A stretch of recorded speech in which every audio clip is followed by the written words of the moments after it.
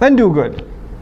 So what is the concern? If you really want to do work, you want to be a volunteer, you want to help in a cause, you want to volunteer for a da'wah program, an educational program, a Sunday school, an Islamic school, a media group, whatever it may be, whatever effort it may be.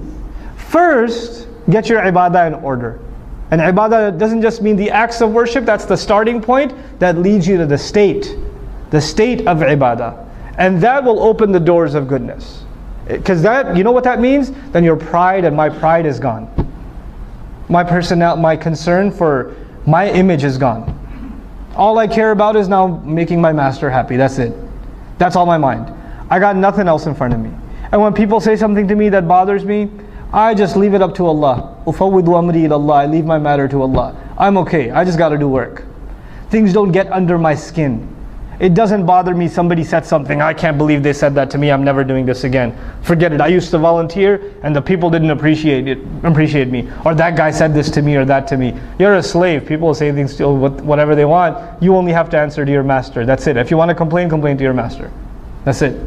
You got no complaints with people left. You're fine.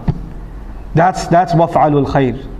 And then subhanahu wa ta'ala, he says, لَعَلَّكُمْ تُفْلِحُونَ, so you can attain true success. What's beautiful about this ayah is what I started this discussion with. I said Islam is concerned with more than yourself. Remember that? Islam by definition is concerned with more than yourself. If you say irka'u wasjudu wa'budu rabbakum, that's yourself. Make ruku', make sujood, be in a state of ibadah. But when he says waf'alul khair, do good, good helps who? Others. Now if you really want to be successful, then you have to help others. You have to do good for others. لَعَلَّكُمْ تُفْلِحُونَ, so you can be successful. And even if you do good for others, it's not for them, it's for who? Yourself.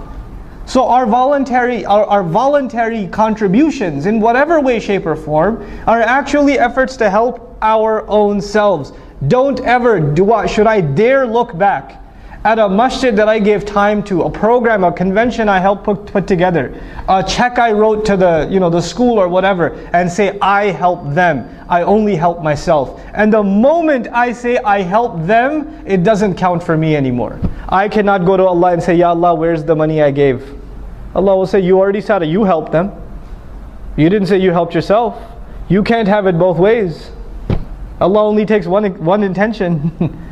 So if you're going to give, whether you give time, whether you give money, whether you give effort, whether you give suggestions, if you're going to give, you better only expect returns from Allah. You expect anything from anyone else, Allah doesn't like to share intentions. Subhanahu wa ta'ala, He wants His intention to be exclusive. You try to put anybody else, yourself, some other agenda in that intention, is gone. It doesn't count for anything. So you know how sometimes in Islamic organizations, especially because so many of our organizations are donation dependent. Masajid are donation dependent, schools are donation dependent, right? Da'wah organizations are donation dependent, publishers are donation dependent. People write a big check, somebody writes a $20,000, $30,000 check or something.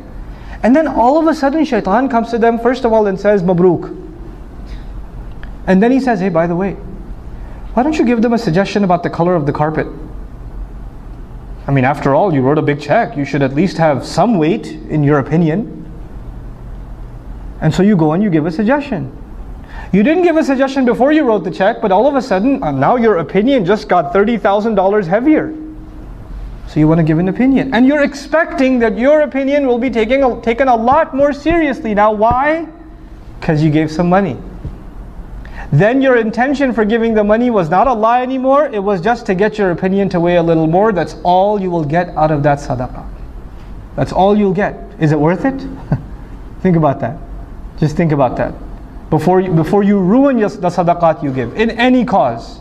Wallahi, in any cause. Don't tie your contributions to expectations. If you want to have expectations, have them with Allah.